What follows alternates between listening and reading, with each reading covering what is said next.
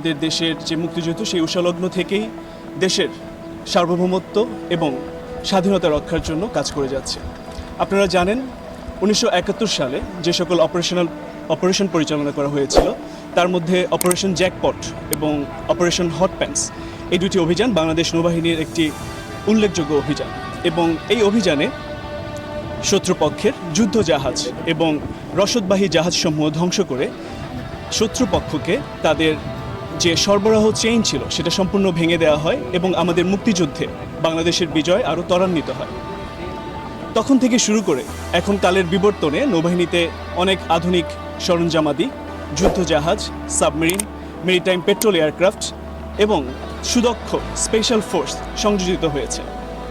সুতরাং বর্তমানে বাংলাদেশ নৌবাহিনী একটি অত্যন্ত শক্তিশালী, যুগোপযোগী এবং আধুনিক ত্রিমাত্রিক বাহিনীতে পরিণত হয়েছে। বিএনএস অতন্দ্র সেভাবেই বাংলাদেশে আমাদের খুলনা শিপইয়ার্ডে তৈরি একটি জাহাজ আজকে এই 26শে মার্চ উপলক্ষে বাংলাদেশ নৌবাহিনীর বিভিন্ন জাহাজ উন্মুক্ত রাখা হয়েছে জনসাধারণের জন্য। আমরা বিশ্বাস করি এই পরিদর্শনের মাধ্যমে যারা জাহাজ পরিদর্শন করছেন তারা বাংলাদেশ নৌবাহিনীর কর্মকাণ্ড, এই জাহাজের জীবনধারা এবং আমাদের যে দায়িত্বগুলো আমরা পালন করছি এ সম্পর্কে সম্যক ধারণা লাভ করবে।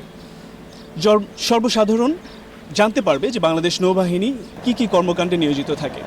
আমরা কিন্তু সামরিক প্রতিরক্ষা ছাড়াও দেশের অর্থনীতিতেও বিশেষ অবদান রেখে থাকি।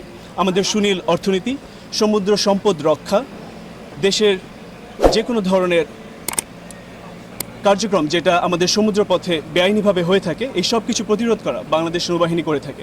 একই সাথে দুর্যোগের ক্ষেত্রে দুর্যোগ মোকাবেলায় এবং দুর্যোগ পরবর্তী পুনরুদ্ধার এবং অন্যান্য উদ্ধার কার্যক্রমে বাংলাদেশ নৌবাহিনী যথেষ্ট গুরুত্বপূর্ণ ভূমিকা পালন করে।